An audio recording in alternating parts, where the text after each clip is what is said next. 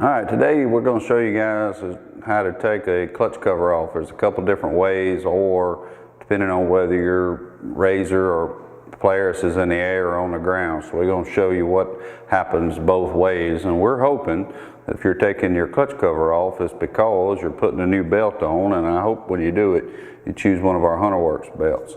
So let's get this baby on the ground, and we'll do on the ground first off. Okay, you may say, well, why even making a video to show you how to do something simple? Well, depends on who you are. You may not even know how to do this. We get a lot of calls here at Hunterworks to some of the very basic things. You know, everybody doesn't know everything. So one of the difference in on the ground and when you lift it is that the suspension, this tire actually moves over when it's on the ground, and it gets close to the cover when it's in the air, and you can't get it off as easy. And we'll cover that in just a second. So I've taken the liberty, for my sake and yours, so you don't have to be watching me take a bunch of screws out, is went ahead and taken all but one screw out. But before I do that, I'm simply going to take this clamp right here, and I've already loosened it too. So you'll take this clamp loose on this intake right here for this clutch. This is a RZR 1000 2018 model. But the process is going to be the same for most any RZR. And yours may or may not have this hose, but the rest of it is going to be pretty much the same. So I usually pull this off, and there went my clamp, and I will bend it up out of the way so it's clearly out of my way. Okay, and I'm taking my last screw off. All right, and then we're going to pull it off. Now, I've got a Razorback temp gauge on mine, which, if you interested in a temperature gauge, a Razorback is the only temperature gauge that actually measures a belt temperature. Any of the other gauges just measure the air in here, and in my opinion, that's useless. So I done did that, and I pulled it off, and then manipulate it around. That simple. But you can't do that when it's up in the air.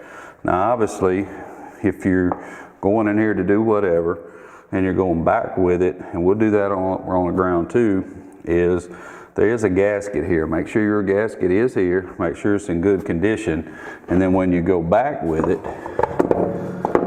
like I said, try to get it back the way you pulled it out. Sometimes it's harder to get back on than getting off.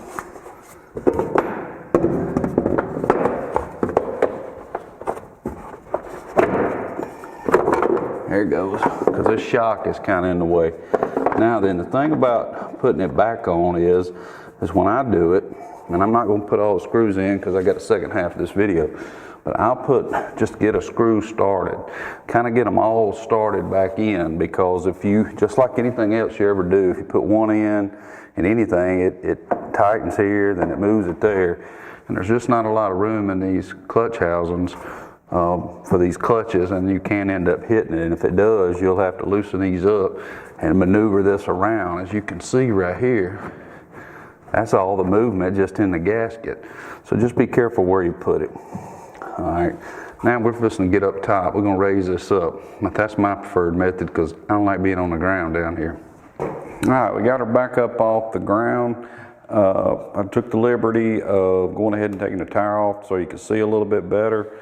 And also, one of the reasons that I took the tire off too is this cover's not going to want to come off with this shock sitting right here, because like I said, the suspension moves in. Taking the liberty of taking the nut off here as well. It's 18 millimeter bolt head, and you just loosen up and take it out.